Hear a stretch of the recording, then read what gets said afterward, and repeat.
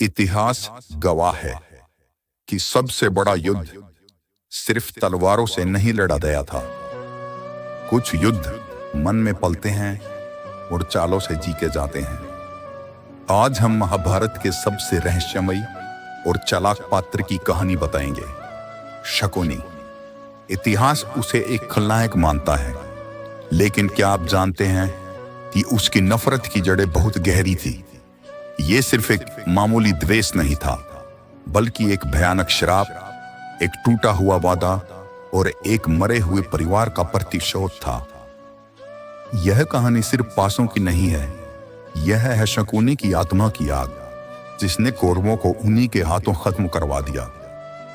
शकुनी गांधार राज्य का राजकुमार था, आज के अफगानिस्तान के कंधार इलाके में स्थित एक शक्तिशाली राज्य। उसके पिता राजा सुबल एक न्यायप्रिय राजा थे। शकुनी की बहन गांधारी अत्यंत गुणी और धार्मिक महिला थी, लेकिन उसकी किस्मत तब पलटी जब हस्तिनापुर से एक विवाह प्रस्ताव आया, अंधे राजा धृतराष्ट्र के लिए।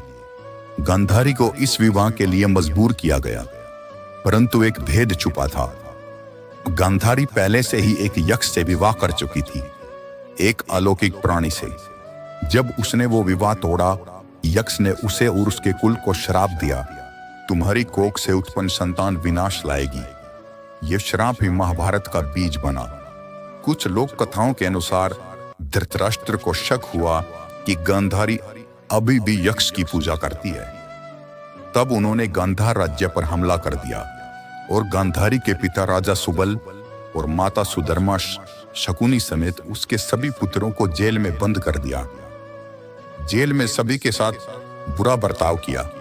रोज सिर्फ एक मुट्ठी चावल सभी को दिया जाता था, जिसका एक एक दाना सभी के हिस्से में आता था। धीरे धीरे भूख से राजा सुबल के कई पुत्रों की मौत हो गई। राजा सुबल ने कुरु वंश से बदला लेने के लिए अपने पुत्रों में से बुद्धिमान और चतुर शकुनी को बचाने का फैसला किया। उसको प्रतिशोध के लिए तैयार किया। सभी लोग अपना अपना भोजन शकुनी को देने लगे। राजा सुबल और अन्य भाइयों ने खुद को भूखा रखा ताकि शकुनी जीवित रहे। मरते समय उन्होंने शकुनी से कसम ली, कौरवों का सर्वनाश करना, अस्त्र शस्त्र से नहीं, उनके अहंकार से। मरने से पहले उन्होंने अपनी हड्डियों के पासे बनाने को कहा और इन्हीं पासों में उनकी आत्माएं बस गई। ये पासे कभी हारते नहीं थे, क्योंकि ये इंसान के नहीं, मरे हुए का हथियार थे। और शकुनी ने अपनी आंखों के सामने अपने परिवार का अंत होते हुए देखा। मृत्यु से पहले राजा सुबल ने धृतराष्ट्र से शकुनी को छोड़ने की विनती की, जिसको धृतराष्ट्र ने मान लिया। शकुनी को माफी देकर हस्तिनापुर बुलाया गया, लेकिन वह राजनीति करने नहीं आया था, वह आया था अपना श्राप निभाने। उसने दुर्योधन को अपना प्यादा बनाया, उसे जलन सिखाई, घृणा सिखाई और पांडवों से नफरत करना सिखाया। शकुनी ने युद्ध नहीं लड़ा, उसने युद्ध करवाया, और उसका मुख्य हथियार था वही पासे। कुछ विद्वानों का मानना है कि शकुनी तंत्र विद्या और मोहिनी विद्या का ज्ञाता था।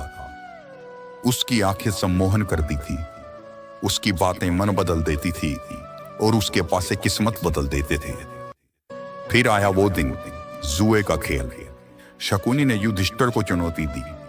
धर्मराज युधिष्ठिर, जो अपने धर्म और वचन के कारण कभी मना नहीं करता, खेल बैठा, यह सोचकर कि यह एक सामान्य खेल है।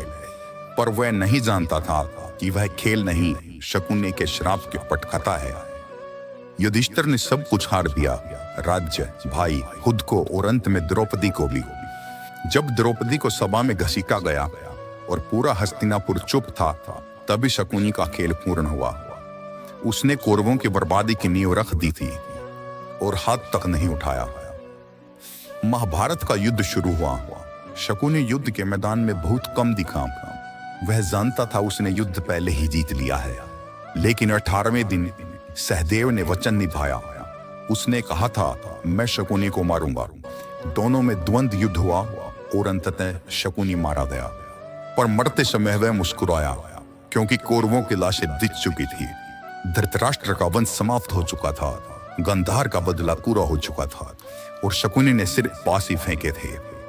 शकुनी एक नाम जो इतिहास में खलनायक कहलाया, परंतु उसकी आत्मा शायद न्याय चाहती। वो दुष्ट था या पीड़ित, एक आदमी जिसने अपने पूरे कुल को खो दिया और प्रतिशोध को अपना जीवन बना लिया।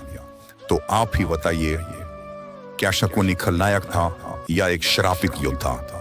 अपने विचार कमेंट में जरूर लिखें और ऐसे ही धार्मिक तथ्य जानने के लिए हमारे चैनल को सब्सक्राइब करें। धन्यवाद। राधे राधे।